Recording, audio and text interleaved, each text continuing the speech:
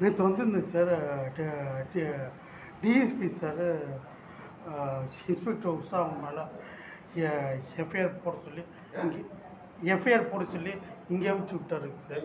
இங்கே தேனி ஸ்டேஷனுக்கு நான் பிசிபட்டி சார். டிஎஸ்பி சார் தான் சார் இங்கே போய் பாருங்கன்னு சொல்லி அனுப்பிச்சி விட்டார். நேற்று வந்தேன், இன்ஸ்பெக்டர் அவர் இருந்தார், இவர் இருந்தார். அவங்ககிட்ட பார்த்து பேசுகிறேன். நாளைக்கு நீங்கள் வந்துடுவீங்க, உங்ககிட்ட பார்த்து பேசுங்க அப்படின்னு சொல்லி சார். அவர் டிஎஸ்பி ஆஃபீஸில் முத்துராமலிங்கம் இருக்குல்ல சார், அவர் வந்து ஜெயபாண்டியை போய் பார்க்க சொன்னார் சார். அதான் இவருக்கு தான் அனுப்பிச்சி விட்ருக்காரு.